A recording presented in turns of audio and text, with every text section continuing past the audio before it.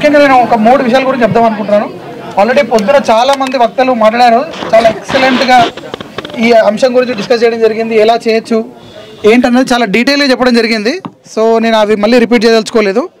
కానీ ముఖ్యంగా ఈ పాటికి మన అందరికీ ఒకటి అర్థమైపోయి ఉండాల్సింది క్లియర్గా. మెయిన్ మనం సమస్య గురించి మాట్లాడుతున్నాం. ఏంటి ఆ సమస్య ఏంటి? Climate change, correct. సో ప్రపంచవ్యాప్తంగా మీరు చూస్తే కనుక చాలా సర్వేలు జరుగుతాయి కదా. You take any survey that was done anywhere in the world. So గ్లోబల్లోనే ఒక టాప్ 10 తీవ్రమైన సమస్యలు ఏంటని సర్వే చేస్తే గత 5-6 ఇయర్స్ నుంచి రెగ్యులర్గా ఫస్ట్ అంశం ఏమొస్తుంది? Climate change. So globally climate change అంటే దానికి ఎక్స్ట్రాగా చెప్పుకోవాల్సిన అవసరం లేదు, చాలా పెద్ద సమస్య. దాంతో అదొకటే కాకుండా food security, extreme weather events, natural resource సంబంధించి, అంటే మిగతా సమస్యలు ఏవైతే ఉన్నాయో టాప్ 10లో దాంట్లో 5-6 సమస్యలు క్లైమేట్ చేంజ్కి సంబంధించిన సమస్యలే ఉన్నాయి. దాన్ని బట్టి మీరు అర్థం చేసుకోవచ్చు దాని యొక్క తీవ్రత ఏంటన్నది. సమస్య మనకు క్లియర్గా అర్థమైంది. ఇప్పుడు నెక్స్ట్ ఏంటి, మనకేం కావాలి? సమాధానం కావాలి. ఆ సమాధానం ఏంటి? ఇప్పుడు ప్రపంచవ్యాప్తంగా UN సంబంధించిన కంట్రీస్ గ్యాదర్ అయ్యి డిస్కస్ చేస్తున్నాయి కదా. So sir help me if I'm wrong, 70,000 delegates. So దుబాయ్లో ఇప్పుడు మనం మాట్లాడుకుంటుంటే ఒక 70,000 మంది డెలిగేట్స్ అక్కడ మీట్ అయ్యి ఈ సమస్య గురించి డిస్కస్ చేసి వాళ్ళ కంట్రీస్ ఈ సమస్యని ఎలా పరిష్కరిస్తారని డిస్కస్ చేయడం జరుగుతుంది.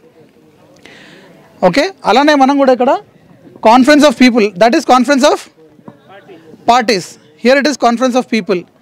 సో అంటే ఎంత పెద్ద సమస్య అయినా, ఎంత పెద్ద ప్రయాణమైనా ఒక చిన్న అడుగుతూనే స్టార్ట్ అవుతున్నట్టుగా ఈరోజు మీరందరూ కూడా మనందరం కూడా చాలా లక్కీ అని చెప్పుకోవాలి. ఎందుకంటే అంత పెద్ద గ్లోబల్ ప్రాబ్లమ్ని మనం అడ్రస్ చేయాలంటే లోకల్గానే అవుతుంది, అంతేనా కాదా? లేదా ప్రతి ఇయర్ మనం కాప్కి వెళ్ళేసి అక్కడ డిస్కస్ చేసి 5-6 డేస్ వచ్చేసి ఏమైనా అవుతుందా లేదా? యాక్షన్ తీసుకోకపోతే దానివల్ల ఇంపాక్ట్ ఏమైనా ఉంటుందా ఉండదా? ఇంపాక్ట్ ఏముంటుంది కదా. So action speak louder than words అంటారు కదా. సో అలాంటి యాక్షన్లో భాగంగానే ఈరోజు మనం చేస్తుంది అదొక యాక్షన్లో భాగంగానే కలవడం జరిగింది. కాన్ఫరెన్స్ ఆఫ్ పీపుల్ అని పెట్టుకోవడం జరిగింది. ఓకే, సో నెక్స్ట్ మనకి సమస్య అర్థమైపోయింది, సమాధానం ఏంటో కూడా తెలిసింది. దాన్ని ఎలా చేయాలంటే చాలా రకాలు ఉంటాయి. మీరు for example me life style changes చేసుకున్నారు, ఇందాక పొద్దున వారు చెప్పారు, సైకిల్ వాడుతున్నారు, లేకపోతే పబ్లిక్ ట్రాన్స్పోర్టేషన్ వాడతారు, లేకపోతే మీరు ఎక్కువ మొక్కలు నాటుతారు, ఇలా చాలా రకరకాలుగా ఇనిషియేటివ్స్ తీసుకొని మీరు ఆ సమస్యకు మీరు మీ వంతుగా సమాధానం చూపించవచ్చు. అవునా? Okay, next coming to the వనరులు, రిసోర్సెస్ మనకి ఎక్కడి నుంచి వస్తాయి? రిసోర్స్ ఎక్కడి నుంచి వస్తాయి? ఇలాంటి ఆర్గనైజేషన్స్, CGR లాంటి ఆర్గనైజేషన్స్, ఇలాంటి ఒక నెట్వర్క్స్తో మీరు కనెక్ట్ అవ్వడం వల్ల ఇన్ఫర్మేషన్ తెలుస్తుంది, నాలెడ్జ్ తెలుస్తుంది. సో దీన్ని మీరు అందరూ కూడా ఒక వనరులాగా, ఒక రిసోర్స్ లాగా వాడుకొని మీరు ఏ విధంగా ఈ క్లైమేట్ చేంజ్ లాంటి పెద్ద సమస్యని, ఇది ఒక్కటే సమస్య కాదు, ప్రపంచవ్యాప్తంగా ఉన్న సమస్య, అందరి సమస్య, మొత్తం భూమండలం సమస్య ఇది. దానికి మీరు సమాధానం చెప్పుకోవాలనుకుంటే ఇలాంటి ఆర్గనైజేషన్స్తో లింక్ అయ్యి ఉంటే మీకు ఎలా చేయాలి, ఏం చేయాలి అన్నది తెలుస్తుంది. సో సమస్య గురించి తెలుసుకున్నాం, సమాధానం గురించి వెతుకుతున్నాం, సమాధానం గురించి పాటుపడుతున్నాం. వనరులు, సాధనాలు మనకి CGR లాంటి సంస్థలు, సెల్స్ లాంటి సంస్థలు చాలామంది పొద్దున కూడా మాట్లాడారు. అందరు వారి వంతుగా వాళ్ళు కృషి చేస్తున్నారు. ఈ మూడింటి కాంబినేషన్లోనే మనం ఈ సమస్యను సాధించగలుగుతాం. So I just wanted to share this information. So మీరు మనందరూ అదృష్టం అనుకోవాలి, CGR లాంటి ఒక నెట్వర్క్ సంస్థ మన హైదరాబాద్లో ఉండడం, తెలంగాణలో ఉండడం. నాకు తెలిసినంత వరకు అయితే మన భారతదేశంలో తెలిసే ఎన్ని NGOs ఉన్నాయో ఎవరైనా గెస్ చేయగలుగుతారా? Estimated some 3.4 million NGOs, register అయిన NGOs 3.4 మిలియన్, అంటే 34 లక్షల NGOలు రిజిస్టర్డ్ అయిన NGOలు. ఈ అన్రిజిస్టర్డ్ NGOలు ఇంకా చాలా ఉండొచ్చు. అంటే దాదాపుగా ప్రతి 400 మందికి 500 మందికి ఒక NGO ఉంది ఇండియాలో. కానీ దాంట్లో ఎంతమంది యాక్టివ్గా చేస్తున్నారు, ఎన్ని NGOలు యాక్టివ్గా చేస్తున్నారో మనకి తెలియదు. దాంట్లో ప్రత్యేకించి పర్యావరణం గురించి పాటుపడుతున్న NGOలు ఇంకా చాలా తక్కువ ఉన్నాయి. దాంట్లో ఒక నెట్వర్క్ ఆర్గనైజేషన్ లాగా అన్ని ఆర్గనైజేషన్స్ కలుపుకోవే పనిచేసే ఆర్గనైజేషన్స్ ఇంకా చాలా తక్కువ ఉన్నాయి.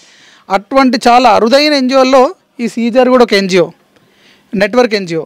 సో కాబట్టి ఒక సింపుల్ సజెషన్ ఇచ్చి నేను ఎండ్ చేస్తాను. మీరందరూ కూడా ఈ ప్రాబ్లంకి సమాధానం చూపించాలి, మీ వంతుగా కృషి చేయాలని అనుకుంటే మీరు డిలిజెంట్గా చేయాల్సింది ఒకటి in the next 6 months to 1 year CGR లాంటి సంస్థలతో కనెక్ట్ అయ్యి ఉండండి. ఈ నెట్వర్క్ వల్లనే ఏదైనా సాధించగలుగుతాం.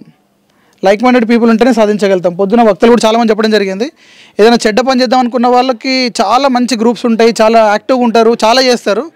కానీ మంచి పని చేద్దామన్న వాళ్ళు అందరూ ఎవరు వాళ్ళుగా చేస్తుంటారు. వాళ్ళు ఒక టీం వర్క్ లాగా, ఒక పార్ట్నర్షిప్ లాగా చేయరు. అందుకని ఆ ఇంపాక్ట్ కూడా ఎక్కువ ఉండదు. అంతేనా కాదా? సో కాబట్టి మీరందరూ కూడా still studying, must be doing graduation కానీ పీజీ కానీ చదువుతూ ఉండొచ్చు. మీరందరూ కూడా ఈ సీజీఆర్ సంస్థతో కనెక్ట్ అయ్యి ఉండండి. ఈ నెట్వర్క్ని పెంచుకుంటూ వెళ్ళండి. మీరు చేస్తున్న యాక్టివిటీస్, మీ వంతుగా చేస్తున్న యాక్టివిటీస్ గురించి ప్రతిసారి ఇన్ఫర్మేషన్ ఇస్తూ ఉండండి. గ్రాడ్యువల్లీ మిమ్మల్ని చూసి వేరే వాళ్ళు మోటివేట్ అయ్యి, వాళ్ళని చూసి వేరే వాళ్ళు మోటివేట్ అయ్యి ఇంపాక్ట్ చాలా ఎక్కువగా ఉంటుంది. అందరం అలా కలిసికట్టుగా పనిచేస్తేనే ఈ సమస్యని మనం పరిష్కరించగలుగుతాం. So stay connected with organisations like CGR, like any other organisation, not only CGR. ఉంటారా? అందరు ప్లెడ్జ్ చేస్తారా? గట్టిగా చెప్పండి ఒకసారి, ఇంకా గట్టిగా. Thank you for this opportunity. Thank you so much.